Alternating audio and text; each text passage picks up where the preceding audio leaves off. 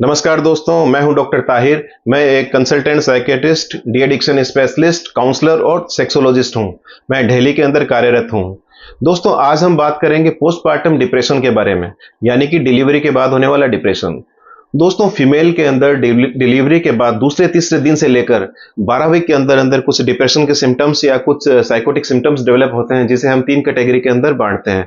पहला है postpartum blues या बेबी ब्लूज, जो कि करीब 60 टू 70% फीमेल्स में पाया जाता है। और इसके अंदर जो डिप्रेशन के सिम्टम्स हैं बड़े माइल्ड ग्रेड के होते हैं, जैसे कि मन का उदास रहना, क्राइंग स्पेल होना, मूड स्विंग्स आना, एंगर आउटबर्स्ट होना, इरिटेबिलिटी होना, भूख ना लगना, नींद और भूख दोनों का प्रभावित होना।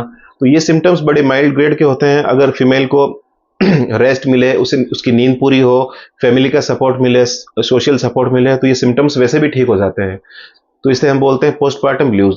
लेकिन कई बार जो ये सिम्टम्स हैं सीवियर रूप ले लेते हैं और 15 दिन के बाद भी एक्सटेंड हो जाते हैं, तब इसे हम बोलते हैं पोस्टपार्टम डिप्रेशन, जिसके अंदर मूड का बहुत ज़्यादा उदास रहना, फीमेल का पूरा पूरा दिन रोते रहना, बहुत ज़्यादा क्राइंग स्पेल आना, मूड स्विंग्स बहुत ज़्यादा होना, पल भर में वो खुश हो जाती है और पल भर में उसे लगता है कि ये जो डिलीवरी हुई है सही नहीं हुई, इसे नहीं होना चाहिए था, और वो कभी एक अच्छी माँ नहीं बन सकती, और फ्यूचर के प्रति उसके लिए नेगेटिव और पेसिमिस्टिक व्यू उसके अंदर आ जाते हैं। और उसमें होपलेसनेस, हेल्पलेसनेस, वर्थलेसनेस डेवलप हो जाती है।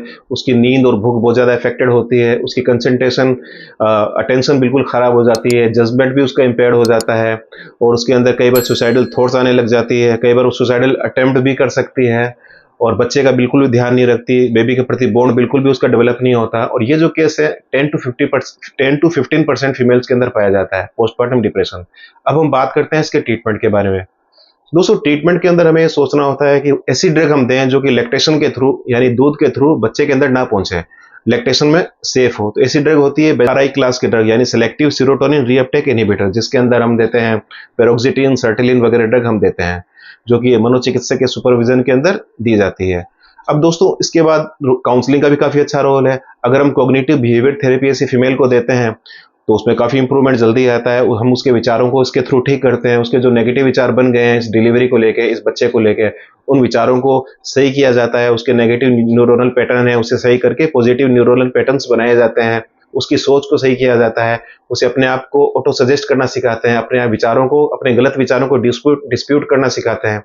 तो इस थेरेपी का काफ़ी अच्छा रोल होता है। उसके अलावा उसे, जब वो बहुत ज़्यादा घबराहट बेचैनी में होती है, उसे relaxation exercise, deep breathing exercise वगैरह, माइंडफुल मेडिटेशन वगैरह ये सब, और प्रोग्रेसिव मस्कुलर रिलैक्सेशन वगैरह सब सिखाई जाती है, ताकि वो बहुत ज़्यादा घबराहट के पलों में इनको यूज़ कर सके। तो दोस्तों, ये था पोस्टपार्टम डिप्रेशन। इसके बाद हम बात करते हैं पोस्टपार्टम साइकोसिस।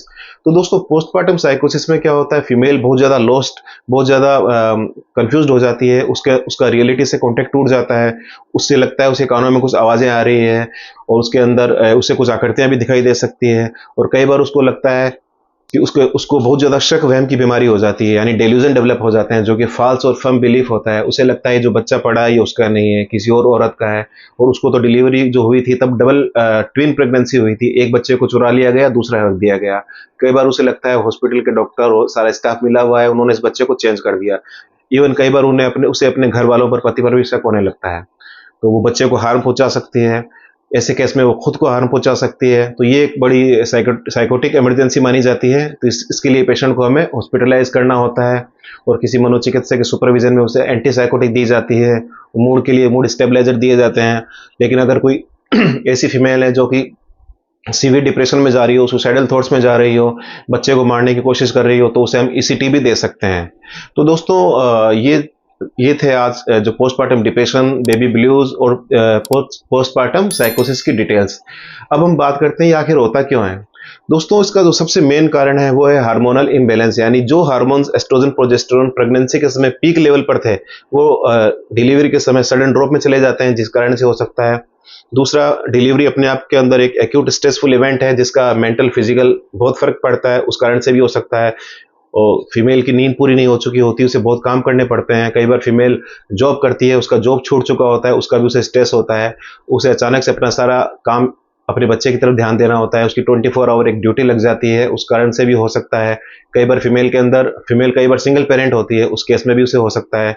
कई बार जो बच्चे का आउटकम बुरा होता है, यानी प्रीटर्म बेबी हुआ हो, लो बर्थ वेट बेबी हुआ हो, या फिर नर्सरी में बच्चा चला गया हो, उस केस में भी डिप्रेशन हो सकता है। और कई बार ऐसा होता है कि जो लास्ट डिलीवरी हुई थी, उस समय भी प्रेगनेंसी में लास्ट डिलीवरी में भी उसे डिप्रेशन हुआ था, इस बार फिर डिप्रेशन हो जाता है। कई बार उसकी फैमिली के अंदर अगर कोई पेशेंट है जिसके अंदर डिप्रेशन या साइकोटिक ट्रीटमेंट चल रहा है, उस केस के अंदर भी उसके अंदर डिप्रेशन आ सकता है। दोस्तों, तो ये कुछ ऐसे फैक्टर्स होते हैं जिनकी वजह से ये पोस्टमार्टम डिप्रेशन वगैरह डेवलप हो सकते हैं। तो दोस्तों, एक हमें इस चीज का ध्यान रखना होता है, इन सब ट्रीटमेंट के बाद अगर फीमेल को प्रॉपर रेस्ट दिया जाए और उसे उसका नींद का पूरा ध्यान रखा जाए, उसका रेस्ट का पूरा ध्यान रखा जाए, उसको सोशल सपोर्ट मिले, उसकी फैमिली की तरफ से, हस्बैंड की तरफ से उसे पूरा सपोर्ट मिले, तो उस केसेस के अंदर ये सिम्टम्स जल्दी रिजॉल्व हो जाते हैं। और अगर हमें कई बार ऐसा दिखता है कि जो पोस्टमार्टम ब्लूज तो वैसे ही 15 दिन में ठीक हो जाता है, लेकिन पोस्टमार्टम डिप्रेशन या पोस्टमार्टम साइकोसिस जब कई बार दिखता है, लोगों के अंदर एक मिथ्या धारणा है कि उन्हें लगता है कहीं काली आत्मा का साया है, भूत प्रेत का साया है, या फिर कोई जिन आ गया है हमारी बहू के ऊपर। फिर वो बाबा को, तांत्रिकों को, मुल्ला मौलवियों को दिखाते हैं, जो कि सरासर गलत है, क्योंकि ऐसे सिम्टम्स और सीवियर ग्रेड के अंदर चले जाते हैं और फिर ठीक होना थोड़ा मुश्किल होता है और बच्चे के लिए काफी नुकसानदायक साबित हो सकता है। तो दोस्तों, मेरे इस वीडियो बनाने का पर्पस जो था यही था कि हम समझें, इस बीमारी को समझें कि ये कोई ऊपरी हवा का साया नहीं है, ये बड़ी आम सी चीज़ है जो कि काफ़ी फीमेल्स में पाया जाता है, हर 5 में से 1 फीमेल के अंदर पाया जाता है।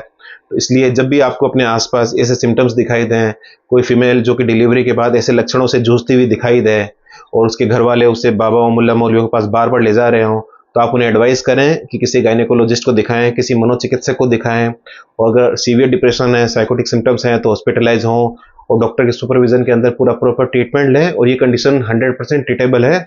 तो आज के इस वीडियो बनाने का मेरा एम यही था, यही जागरूकता फैलाना था कि हम पोस्टमार्टम डिप्रेशन, पोस्टमार्टम साइकोटिक को समझें और इसका टाइम पर सही जगह सही ट्रीटमेंट लें, ताकि हमारा मनोविज्ञान के प्रति जो धारणा है सही हो सके और हमारा संबल मजबूत हो सके, और हम ऐसी टोना टोटका बाबाओं इनके प्रति हमारा जो रुझान है कम हो सके। तो दोस्तों, उम्मीद करता हूँ आपको ये वीडियो पसंद आया होगा। आप इसे लाइक करेंगे, शेयर करेंगे, अपने रिलेटिव फ्रेंड्स तक इसे बिल्कुल शेयर करेंगे, और मेरे चैनल को सब्सक्राइब करेंगे और बेल आइकन को जरूर प्रेस करेंगे। तो दोस्तों, आज के लिए इतना ही। उम्मीद करता हूँ ये वीडियो पसंद आया होगा। अब मिलते हैं नए वीडियो के साथ जल्द ही। तो दोस्तों, तब तक के लिए नमस्कार।